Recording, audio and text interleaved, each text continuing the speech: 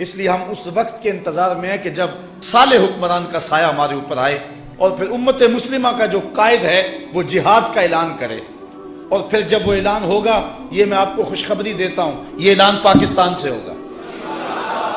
جو حضور نے غزوہ ہند کی بشارت دی ہے، اس جنگ اسلام کا جس کو حضور نے غزوہ ہند کہا، اور پھر یہ بھی لطف کی بات ہے، میں نے 1 سال قبل فیصل آباد میں گفتگو کر رہا تھا تو مجھے ایک نوجوان نے کھڑے ہو کے کہا کہ غزوہ تو وہ ہوتا ہے کہ جس میں حضور شریک ہوتے ہیں، جس میں حضور شریک نہیں ہوتے وہ غزوہ نہیں ہوتا، وہ سریہ ہوتا ہے۔ اور آپ نے کہا کہ غزوہ ہند، میں نے کہا حدیثوں میں بھی غزوہ آیا ہے اس لیے میں غزوہ کہہ رہا ہوں، لیکن جو آپ کا سوال ہے میں اس کا بھی جواب دیتا ہوں۔ میں نے کہا کہ غزوہ وہ ہوتا ہے جس میں حضور شریک ہوں، تو جو قرب قیامت میں پاکستان سے لوگ اٹھ کے جنگ کریں گے وہ غزوہ اس لیے ہوگا کہ حضور اس میں شریک ہوں گے، حضور اس میں شریک ہوں گے۔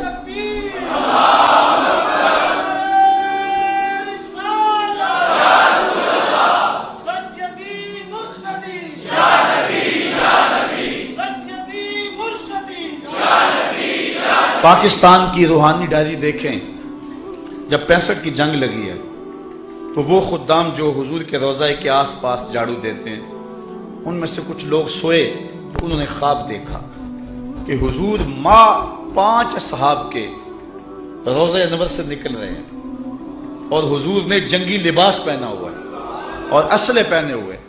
انہوں نے کہا ہمارے ماں باپ آپ پہ قربان ہوں، حضور آپ اس وقت جنگی لباس میں کہاں جا رہے ہیں؟ رات کا موقع ہے۔ تو حضور علیہ السلام نے فرمایا کہ پاکستان پہ ہندوستان نے حملہ کر دیا ہے، میں ان کی مدد کو جا رہا ہوں۔ اور پھر پاکستان کی نہیں، دنیا کی عسکری تاریخ کا یہ عجوبہ ہے کہ صرف 30 سیکنڈ کے اندر ہم نے انڈیا کے 3 جہاز گرائے تھے، 3 منٹوں میں نہیں، صرف 30 سیکنڈ کے اندر، آدھے منٹ میں ہم نے انڈیا کے 3 جہاز مار گرائے تھے۔ مجھے بتاؤ کہ یہ کسی جدید ٹیکنالوجی کا کمال تھا یا محمد عربی کی تائید کا کمال تھا؟ یہ پاکستان کی تاریخ ہے، یہ پاکستان کی روحانی ڈائری ہے۔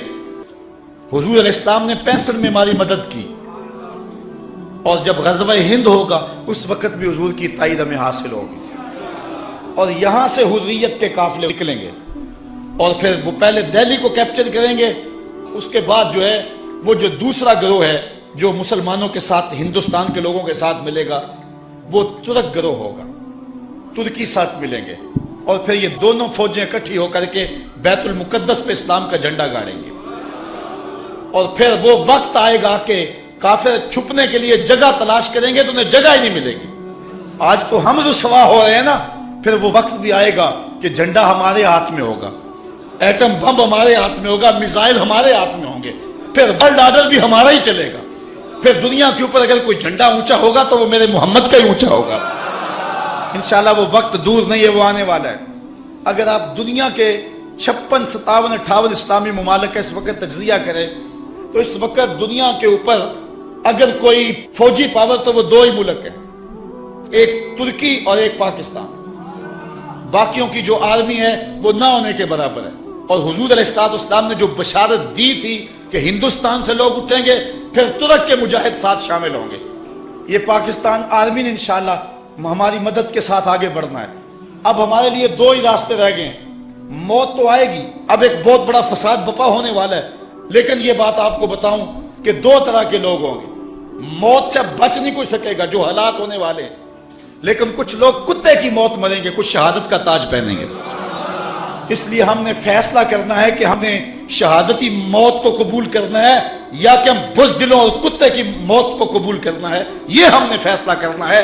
مرنا تو ہے، اس سے بچ نہیں سکیں گے۔ اب ہم نے فیصلہ کرنا ہے کہ ہم نے ہاتھ کے اندر طاغوت کا جھنڈا اٹھانا ہے یا محمد عربی کا جھنڈا اٹھانا ہے۔ تو یہ ہم نے اب فیصلہ کرنا ہے، اور بالخصوص میں نوجوانوں سے جو ہے وہ مخاطب ہوں کہ نوجوانوں، تم اپنی زندگی کا رخ بدلو۔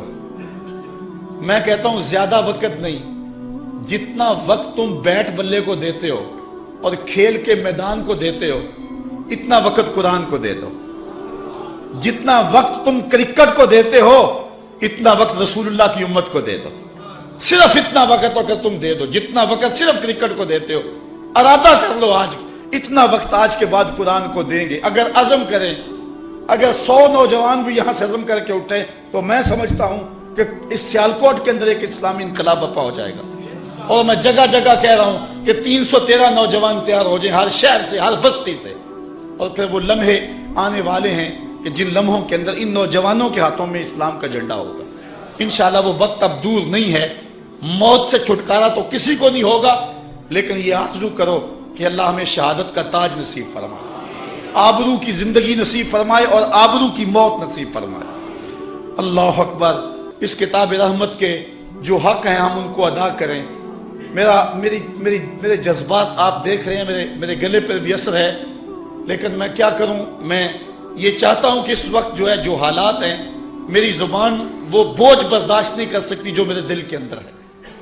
میرا جی چاہتا ہے کہ میں چوکوں اور بازاروں میں جا کے چیخوں اور شور کو ایک ہنگامہ کھڑا کر دوں اور دنیا کٹھی ہو. جن کو کہوں کہ ایک مجذوب کی آواز سن لو، ایک پاگل کی صدا سن لو، شاید کہ تمہیں یہ دوبارہ کوئی بتانے والا نہ ہو. آؤ اٹھو، قرآن کا پرچم تھام لو.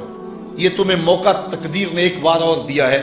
قدرت بار بار موقع نہیں دیا کرتی، یہ تمہیں موقع دیا ہے. اور اتنا بڑا حادثہ ہوا ہے قرآن مجید کی آتش زدگی کا کہ امت مسلمہ کے لیے اس سے بڑا کوئی حادثہ اور کیا ہو سکتا ہے. لیکن اب بھی اگر نہ اٹھے تو شاید ہمیں تاریخ معاف نہ کرے. اللہ تعالیٰ جل شانہ ہمیں کتاب رحمت کی نوکری کی توفیق نصیب فرمائے. اس کتاب رحمت قرآن مجید کے ہمارے ذمے جو ہیں وہ 6 حق ہیں جن کو ہم نے ادا کرنا ہے. پہلا حق اس کتاب کا کہ اس کو اللہ کی کتاب مانا جائے، اور یہ غیر مخلوق ہے، مخلوق نہیں ہے. اب اس وقت مجھے امام احمد بن حنبل یاد آئے. اس کتاب رحمت پر پہلے بھی حملے ہوتے رہے، چونکہ امت مسلمہ کا اثاثہ یہ کتاب ہے. اقبال کہتا ہے گر تو می خواہی مسلمہ زیستن، نیست ممکن جز بقرآن زیستن. اگر تو مومن بن کے جینا چاہتا ہے تو قرآن کے بغیر تو جی نہیں سکتا ہے.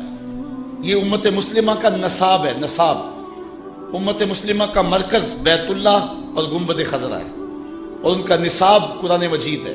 میر کارواں حضور ہیں. اس لیے ہدایت کے ان چشموں کو اوباما نے کہا تھا کہ ہم جو ہے وہ مکے اور مدینے 2 بستیوں کو مٹا دیں تو دنیا پر امن قائم ہو سکتا ہے. دوسرا حملہ خاکوں کے ذریعے انہوں نے حضور کی ذات پہ کیا تھا، اور تیسرا حملہ اب انہوں نے قرآن مجید پہ کیا ہے. اور یہی ہمارے مراکز ہیں. کعبۃ اللہ، گنبد خضرا، یہ ہمارے مراکز ہیں. اور حضور ہمارے میر کارواں ہے، میر حجاز اپنا. اس نام سے باقی ہے آرام جہاں ہمارا. چین و عرب ہمارا، ہندوستان ہمارا. مسلم ہیں ہم، وطن ہے سارا جہاں ہمارا.